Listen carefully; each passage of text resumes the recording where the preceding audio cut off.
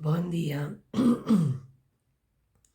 Continuem amb el capítol 27, que ens parla del guariment del somni.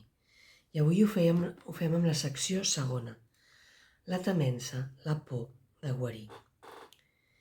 És atemoridor el fet de guarir? Sí, per a molts ho és. Perquè l'acusació és un obstacle per a l'amor i els cossos malalts són certament acusadors. Jo estic malalt, recordeu, perquè tu m'has fet això i allò. Jo he emmalaltit per culpa teva. Aquesta és una de les principals funcions que té la malaltia. Obstrueixen completament el camí de la confiança i de la pau, proclamant que els febles no poden tenir confiança i que els lesionats no tenen motius per gaudir de pau. Qui que hagi estat ferit pel seu germà podria estimar-lo encara i confiar-hi, perquè el seu germà el va atacar i ho tornarà a fer. No el protegeixis, donat que el teu cos lesionat demostra que és a tu a qui cal protegir-te d'ell. Tal vegada, perdonar-lo sigui un acte de caritat, però no és una cosa que ell es mereixi. Que bé que ens descriu Jesús el nostre funcionament intern. Tu que m'has atacat, tu que m'has fet la vida impossible, tu que jo he emmalaltit perquè he estat aquí sacrificant-me, perquè he estat aquí sotmesa. Com m'he de protegir de tu? Ets un abusador, ets un... Vale? Tal vegada perdonar-lo sigui un acte de caritat, però no és una cosa que ell es mereixi. Se'l pot compadir per la seva culpabilitat, però no pot ser eximit. I si li perdones les seves transgressions, no fas sinó afegir un altre fardell més a la culpa que realment ja ha acumulat. Els que no han guarit no poden perdonar, perquè són els testimonis que el perdó és injust. S'estimen més conservar les conseqüències de la culpa que no reconeixen. Malgrat això, ningú no pot perdonar un pecat que consideri real, i els que estan malalts consideren que l'altre ha pecat contra ells. I allò que té conseqüències, és a dir, allò que pot fer-te posar malalt, la conseqüència és la malaltia, ha de ser real, perquè allò que ha fet és aquí a la vista. El perdó no és pietat, la qual no fa sinó tractar de perdonar allò que creu que és veritat. No es pot retornar bondat per maldat, perquè el perdó no estableix primer que el pecat sigui real per a després perdonar-lo. O sigui, amb el perdó de Déu no fem que les coses siguin reals per després perdonar-la. Això no seria impossible. Ningú que estigui parlant de debò no diria: germà, m'has ferit. Malgrat això, donat que de tots dos jo sóc el millor, et perdono pel dolor que m'has ocasionat. I què estic fent ja separant-me altra vegada del meu germà? Bueno, jo, com que sóc una bona estudiant del curs, et perdono, però això que m'has fet és real. Així no anem enlloc. Perdona'l, i el fet de continuar sentint dolor és impossible, perquè totes dues coses no poden coexistir. Una nega l'altra i fa que sigui falsa. El perdó i el dolor no poden coexistir.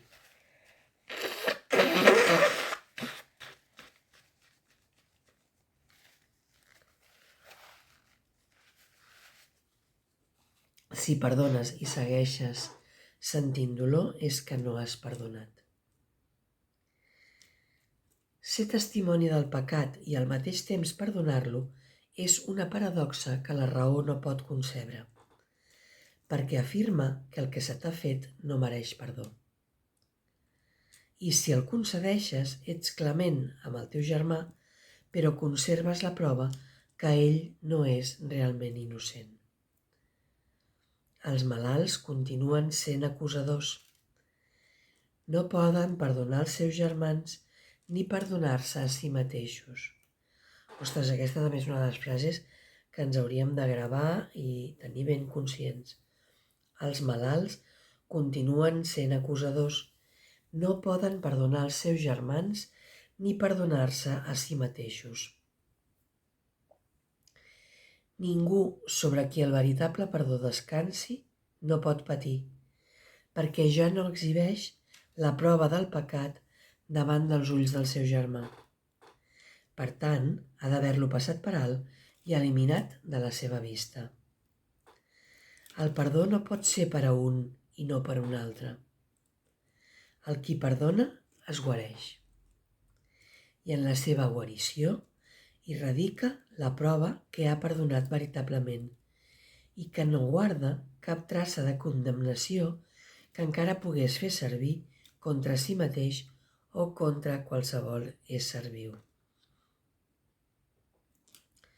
O sigui, la guarició demostra que no guarda ja cap traça de condemnació que encara pogués fer servir contra si mateix o contra qualsevol ésser viu. El perdó no és real, tret que us brindi guariment al teu germà i a ti. O sigui, si no hi ha el guariment, no has fet realment el perdó. Has de donar testimoniatge que els seus pecats no tenen cap efecte sobre tu, per així demostrar que no són reals. De quina altra manera podria ser ell innocent? I com podria estar justificada la seva innocència, tret que els seus pecats manquessin dels efectes que confirmarien la seva culpa? Els pecats estan més enllà del perdó, simplement perquè comportarien efectes que no podrien cancel·lar-se ni passar-se per alt completament. En el fet que puguin cancel·lar-se hi radica la prova que són simplement errors. Permet-te ser guarit perquè d'aquesta manera puguis perdonar i oferir salvació al teu germà i oferir-te-la a tu. Un cos malalt demostra que la ment no ha guarit. Un miracle de guariment prova que la separació no té efectes. Creuràs allò que li vulguis provar al teu germà. El poder del teu testimoniatge procedeix de les teves creences. I tot allò que dius, fas o penses no fa sinó donar testimoniatge d'allò que li ensenyes. El teu cos pot ser el mitjà per demostrar-li que mai no ha sofert per la seva causa, i en guarir pot oferir-li un mut testimoniatge de la seva innocència. Aquest testimoniatge és el que pot parlar amb més eloqüència que 1000 llengües juntes, perquè li prova que ha estat perdonat. Un miracle no li pot oferir menys a aquell que t'ha donat a tu. A ell del que t'ha donat a tu. Perdó, el vaig a tornar a repetir. Un miracle no li pot oferir menys a ell del que t'ha donat a tu. D'aquesta manera, el teu guariment demostra que la teva ment ha guarit i que ha perdonat allò que el teu germà no va fer. Recordeu que sempre som nosaltres que ens estem fent les coses a nosaltres mateixos o a través dels altres. I així, ell es convenç que mai no ha perdut la seva innocència i guareix juntament amb tu. El miracle desfà d'aquesta manera totes les coses que, segons el món, mai no podrien desfer-se. I la desesperança i la mort no poden sinó desaparèixer davant l'ancestral clarí que crida a la vida. Aquesta crida és molt més poderosa que les febles i míseres súpliques de la mort i la culpabilitat. L'ancestral crida que el pare li fa al seu fill i el fill als seus serà l'última trompeta que el món sentirà. Germà, la mort no existeix. Aquí gravat també. Germà, la mort no existeix. Pare, que m'aprengui que la mort no existeix. I ho aprendràs quan el teu únic desig sigui mostrar-li al teu germà que ell mai no t'ha ferit. O sigui, m'aprendré que la mort no existeix quan el meu únic desig sigui demostrar-li al meu germà que ell mai no m'ha ferit. Uau! Això, o sigui, començaré a entendre que la mort no existeix quan sigui capaç de demostrar-li al meu germà que ell no m'ha ferit, que no m'ha fet res. Ell creu que té les mans tacades amb la teva sang i per tant que està condemnat. Emperò, se t'ha atorgat poder mostrar-li, mitjançant el teu guariment, que la seva culpabilitat no és sinó la trama d'un absurd somni. Uau! Que justos són els miracles, perquè us atorguen a tu i al teu germà el mateix regal d'absolut alliberament de la culpa. El teu guariment us evita dolor a tu i a ell, i guareixes perquè li has desitjat el bé.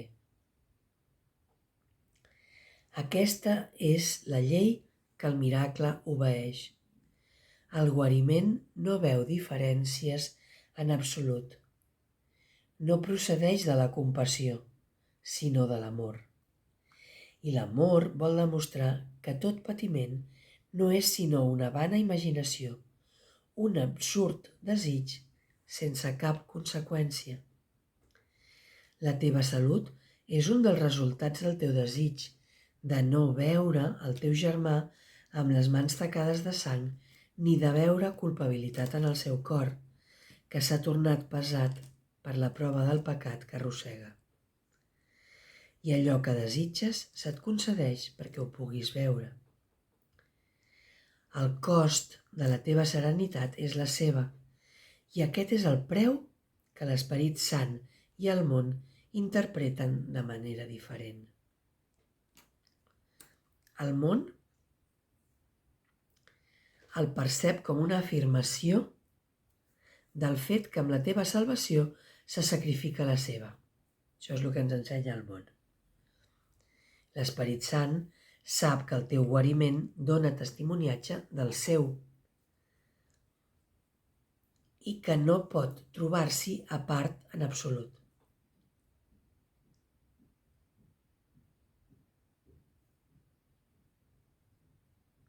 Mentre el teu germà consenti patir,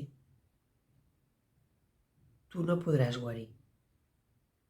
Però li pots mostrar que el seu patiment no té cap propòsit ni cap causa. Mostra-li que has guarit i ell no consentirà patir per més temps, perquè la seva innocència haurà quedat clara davant dels seus propis ulls i davant dels teus. I el riure reemplaçarà els vostres laments, perquè el Fill de Déu haurà recordat que ell és el Fill de Déu. Que bonic això. Qui té llavors por de guarir? Només aquells per als qui el sacrifici i el dolor del seu germà representen la seva pròpia serenitat. La seva pròpia impotència i feblesa els serveixen de base per justificar el dolor del seu germà. El constant agulló de la culpa que aquest experimenta els serveix per provar que ell és un esclau, però que ells són lliures. El constant dolor que pateixen és la prova que són lliures perquè mantenen captiu el seu germà. I desitgen la malaltia per evitar que la balança del sacrifici s'inclini a favor d'ell. Com es podria persuadir l'Esperit Sant perquè es deturés per un instant o fins i tot menys a raonar com arguments com ara aquests en favor de la malaltia. I cal, potser, demorar el teu guariment perquè et deturis a escoltar la demència? La teva funció no és corregir. La funció de corregir li correspon a l'Esperit Sant, que correix la justícia, no la culpabilitat. Si assumeixes el paper de corrector, ja no pots dur a terme la funció de perdonar.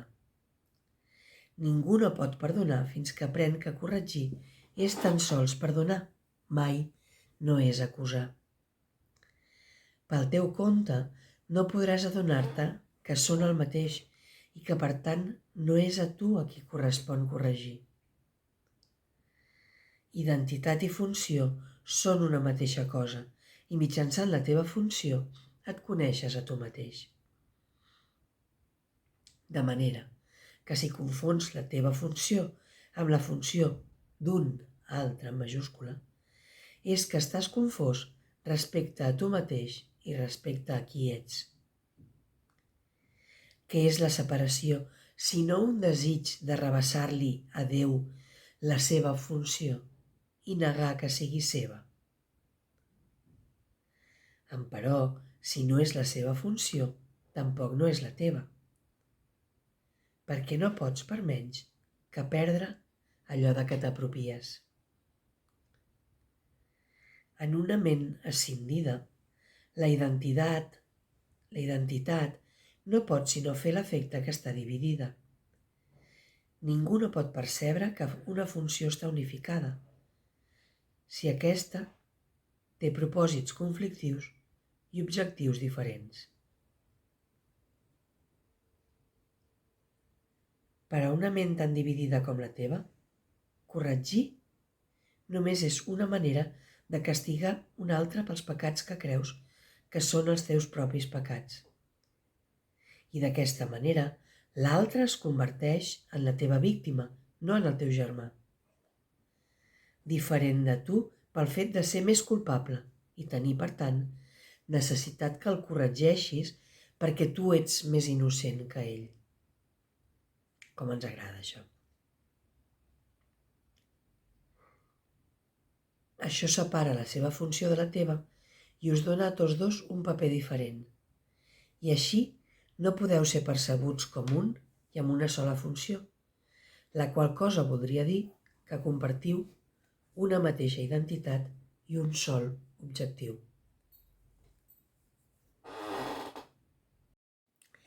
La correcció que tu voldries dur a terme no pot sinó causar separació, donat que aquesta és la funció que tu li vas atorgar. Quan percebis que la correcció és el mateix que el perdó, sabràs també que la ment de l'Esperit Sant i la teva són una. No estan separades, no són dos ments diferents. I d'aquesta manera hauràs trobat la teva identitat. Tanmateix, ella d'operar amb allò que se li dona i tu només li permets ocupar la meitat de la teva ment. I així, ell representa l'altra meitat i sembla tenir un propòsit diferent d'aquell que nodreixes i creus que és el teu. D'aquesta manera, la teva funció sembla estar dividida, amb una de les seves meitats en oposició a l'altra. Aquestes dues meitats semblen representar la separació d'un ésser que es percep dividit en dos. Jo crec que sóc un cos, crec que sóc esperit, però vivencio lo del cos, lo de l'esperit em queda molt llunyà. Bueno, potser també ho sóc, això d'esperit, però el que jo estic vivenciant, del que jo estic convençuda, perquè els meus ulls i les meves mans ho poden veure i tocar, és que sóc un cos. Això és el que em diu una meitat de l'altra ment. La meitat d'una ment. I la meitat de l'altra ment em diu, no, tu ets el fill de Déu, tu ets esperit, tu no estàs aquí on creus que estàs, tu no t'has mogut del cel. I és molt estrany per mi escoltar aquestes dues veus. Observa, l'últim que hem dit és que aquestes dues meitats semblen representar la separació d'un ésser que es percep dividit en dos. Observa com aquesta percepció de tu mateix no pot sinó estendre's. I no passis per alt el fet que tot pensament s'estén perquè aquest és el seu propòsit, degut a allò que és. Els pensaments s'estenen. Com s'estenen? Convertint-los. De la idea que l'ésser es compon de dues parts, en sorgeix necessàriament el punt de vista que la seva funció està dividida entre totes dues. Però el que vols corregir és només la meitat de l'error, que tu creus que és tot l'error. Els pecats del teu germà es converteixen d'aquesta manera en el blanc central de la correcció. No fos cas que els teus errors i els seus es vegin com el mateix error. Els teus són equivocacions, però els seus són pecats i per tant no són com els teus. Els seus mereixen càstig, mentre que els teus, si hem de ser justos, haurien de passar-se per alt. D'acord amb aquesta interpretació del que significa corregir, no podràs veure els teus propis errors, perquè hauràs traslladat el blanc de la correcció fora de tu mateix, sobre un que no pot ser part de tu mentre aquesta percepció perduri. Aquell a qui es condemna mai no pot tornar a formar part de qui l'acusa, qui l'odiava i encara el continua odiant per ser un símbol de la seva pròpia por. Heus aquí el teu germà, el blanc del teu odi, qui no és digne de formar part de tu i és, per tant, una cosa externa a tu. L'altra meitat, la que es repudia. I només allò que es deixa privat de la seva presència es percep com tot el que tu ets. L'Esperit Sant ha de representar aquesta altra meitat fins que tu reconeguis què és l'altra meitat.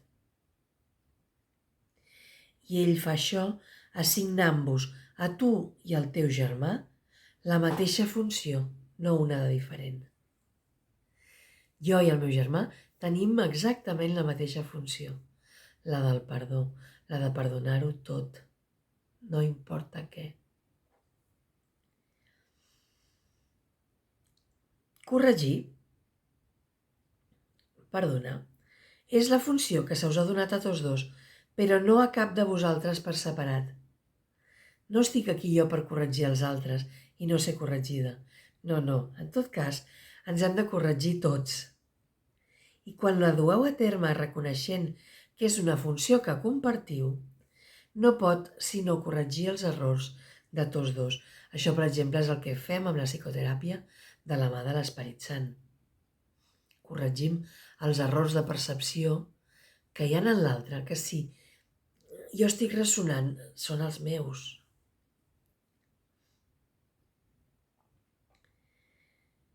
No pot deixar errors sense corregir en un i alliberar l'altre. Això seria un propòsit dividit, que per tant no podria compartir-se ni ser l'objectiu en què l'Esperit Sant hi veu el seu. I pots estar segur que ell no durà a terme una funció que no vegi i reconegui com a pròpia, perquè només així pot mantenir la vostra funció intacta, malgrat els vostres diferents punts de vista respecte a què és la vostra funció. Si ell, l'Esperit Sant, donés suport a una funció dividida, estaríeu certament perduts. La incapacitat de l'Esperit Sant de veure el seu objectiu dividit i com una cosa diferent per a cadascun de vosaltres et resguarda a tu, és una assegurança per tu, de tornar-te conscient d'una funció que no és la teva. D'aquesta manera, el guariment us és concedit a tots dos. La correcció Ha de deixar-se en mans d'un que sap que la correcció i el perdó són el mateix. Quan només es disposa de la meitat de la ment, això és incomprensible. Deixa, doncs, la correcció en mans de la ment, que està unida i coopera com una sola perquè el seu propòsit és indivís i únicament pot concebre com a seva una sola funció. Heus aquí la funció que se li va donar, concebuda perquè fos la seva i no una cosa a part de la qual el seu dador conserva precisament perquè és una funció que s'ha compartit. En la seva acceptació d'aquesta funció hi resideixen els mitjans a través dels quals la teva ment s'unifica. Aquest únic propòsit unifica les dues meitats de tu, que tu perceps com a separades. I cadascun de vosaltres perdona l'altre, per tal de poder acceptar la seva altra meitat com a part de si mateix. Per què està dient això? Perquè en realitat el que jo veig en l'altre, que no m'agrada, és una part de mi que l'he treta de mi perquè no la podia suportar i llavors la poso en l'altre. I és la manera de reapropiar-me de tot el meu i de deixar de percebre com a separat el que mai ho ha estat, de deixar de percebre separat el que sempre hem sigut un. Jo i el meu germà som el fill de Déu. No el 50%, no, els dos plenament i totalment. Bueno, una miqueta llarguet aquesta secció segona, però ens ha explicat que el que ens fa por és guarir, perquè mentre vulguem estar malalts és que no volem perdonar, no ens dona la gana. Vale? I a vegades ens agrada encara més que l'altre sigui culpable de la nostra malaltia, del nostre sentir, que no estar sans. Però ningú sobre qui el veritable perdó descansi no pot patir, perquè ja no exhibeix la prova del pecat davant dels ulls del seu germà. Per deixar de patir hem de deixar de culpabilitzar i hem de perdonar. I no hi ha més. Bueno, doncs fins aquí. Demà ens tocarà la secció tercera, que ens parla de més enllà de tot símbol. Mentrestant, us desitjo un dia ple de perdons, ple de poder tornar a revisar com és la meva mirada sobre l'altre, ple de revisar quanta gent tinc encara crucificada, com m'agrada encara que l'altre sigui culpable de la meva desgràcia, del meu malestar, de la meva malaltia. Quants és que em poses malalta encara tenim per aquí circulant. Doncs això, anem desfent. Ens hem de posar tubets, la nostra ment, que és la que projecta tot el que veiem i tot això, ha d'estar tubeta per poder anar traient tots els obstacles que hem posat al que realment som, a l'amor que som. Però ara, mentre estiguem plens d'il·lusions, no podem veure encara allò que som. Doncs vinga, beneït dia per tots. Fins demà. Adéu.